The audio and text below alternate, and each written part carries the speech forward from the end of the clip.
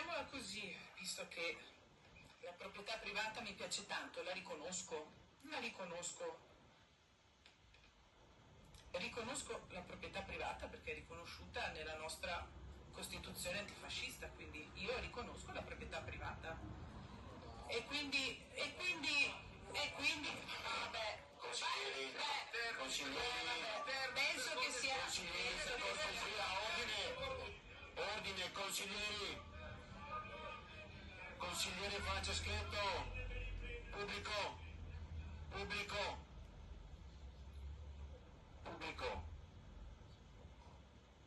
l'antifascismo c'entra abbastanza poco.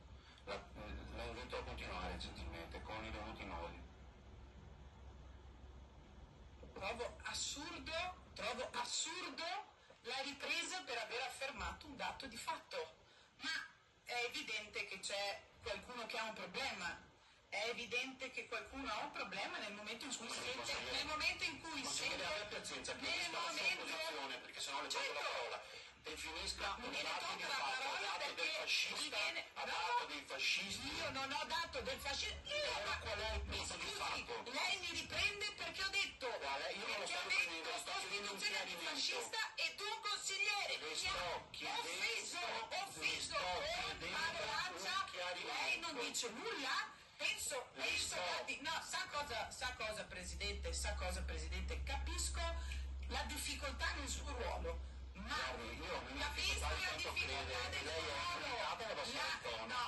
Lei è obbligato nel momento in cui un consigliere offende altra persona e l'ha offeso con un termine udito da tutti, una parolaccia estremamente volgare, rivolta alla sottoscritta, per la quale lei non ha detto nulla, ma ripeto, vado avanti e cerco prima di andare avanti, cerchiamo di fugare ogni dubbio. No, io finisco e vado avanti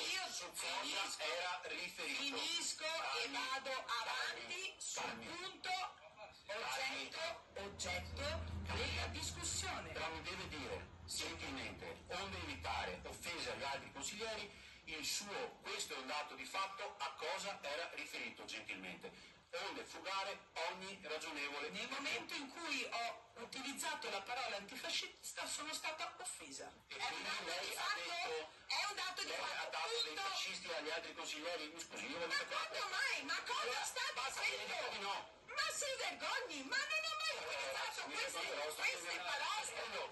Ma non ho mai utilizzato. Guardi, per fortuna che esiste la registrazione.